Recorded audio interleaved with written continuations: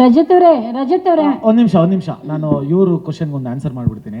ಈ ತರ ರಜತ್ ಅವ್ರು ಇದ್ರೆ ಏನ್ ಮಾಡ್ತಿದ್ರು ಅಂತ. ಸರ್ ನಾವು ಮಾತಾಡಿ ಕೆಟ್ಟವರಾದವ್ರು ಸರ್. ಶೋಲಿ ಶಿಷ್ಯ ಎಷ್ಟು ನೀಟಾಗಿ ಬಂದ ಸರ್. ಅವ್ನಿಗೆ ಮಾತಾಡಕ್ ಬರಲ್ಲ ಅಂತೇನಿಲ್ಲ, ಅವ್ನು ಮಾತಾಡಲ್ಲ ಅಷ್ಟೇ. ಅವ್ನ ಪಾಡಕ್ಕೆ ಅವ್ನು ಸೈಲೆಂಟ್ ಆಗಿದ್ದು ಬರ್ತಾನೆ. ಇವಾಗ ಸರ್ ಅವ್ನು ಮಾತಾಡಿಲ್ಲ ಅಂದ್ರೂ ಫಸ್ಟ್ ಸೆಲೆಕ್ಟ್ ಮಾಡಿದ್ ಭವ್ಯಾನೇ. ಯಾವುದೋ ಯಾರಿಗೆ ನೀವು ಇದಕ್ಕೆ ಚಾನ್ಸ್ ಕೊಡ್ತೀರಾ ಫಿನಾಲೆಗೆ ಅಂದಾಗ ಭವ್ಯನೇ ಸೆಲೆಕ್ಟ್ ಮಾಡಿದವನು. ಸೊ ಅವ್ನು ಮಾತಾಡದೆ ಅವ್ನು ಆರಾಮಾಗಿ ಅವ್ನು ಗೇಮ್ನ ಆಡ್ತಾನೆ. ನಾವು ಮಾತಾಡಿ ಗೇಮ್ ಆಡ್ತೀವಿ. ಸೊ ಅದನ್ನ ಹಂಗಂತ ನಾವು ಬೇರೆ ಥರ ರಿಯಾಕ್ಟ್ ಮಾಡ್ತಾ ಇದ್ವಿ, ಇಲ್ಲ ಹನುಮಂತು ಬೇರೆ ಥರ ರಿಯಾಕ್ಟ್ ಮಾಡ್ತಾನೆ, ಅದೆಲ್ಲ ಏನಿಲ್ಲ. ಹನುಮಂತು ನಮಗಿಂತ ಕರಾವಾಗಿ ರಿಯಾಕ್ಟ್ ಮಾಡ್ತಾನೆ, ಅದು ಗೊತ್ತಾಗಲ್ಲ ಅಷ್ಟೇ. ಗೊತ್ತಾಗತ್ತೆ, ಆದ್ರೂ ನೀವು ಸೈಲೆಂಟ್ ಆಗಿರ್ತೀರಾ. ಅದೇ ಹನುಮಂತು ಎದ್ರು ಗಾಂಧೀಜಿ ನಿಂತ್ರೂ ವಿನ್ ಆಗ್ತಿರಲಿಲ್ಲ ಅಂತಂದ್ರಿ. ಆ ಕರ್ನಾಟಕದಲ್ಲಿ ಹೌದೌದು. ಅಲ್ಲ ಏನಕ್ಕೆ ಹಂಗ ಅನಿಸ್ತು ನಿಮ್ಗೆ? ಅದು ನನಗನ್ಸಿದ್ದು ಅಂದ್ರೆ ಗಾಂಧೀಜಿ ನಿಂತಿದ್ರು ಹನುಮಂತು ಮುಂದೆ ಅವನೇ ಗೆಲ್ಲೋನು. ಅದ್ ಹೆಂಗೆ ಪವರ್ ಏನಿದೆ ಹನುಮಂತವ್ರಲ್ಲಿ? ಅದೇನೋ ಗೊತ್ತಿಲ್ಲ ಮೇಡಮ್.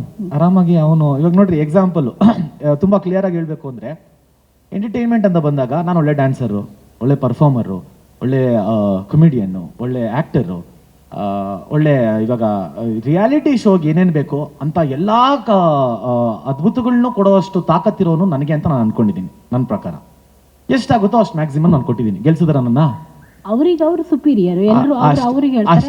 ಅದಕ್ಕೆ ಹೇಳಿದ್ ನಾನು ನನಗಿಂತ ಸುಪೀರಿಯರ್ ಹನುಮಂತು. ಹೌದು ಹೌದು ಹೌದು ಹೌದು ಹೌದು ಹೌದು ಅದೇ ಕರ್ನಾಟಕದಲ್ಲಿ ಇವನೇ ಗೆಲ್ಲವನು, ಗಾಂಧೀಜಿ ಗೆಲ್ತಿರ್ಲಿಲ್ಲ.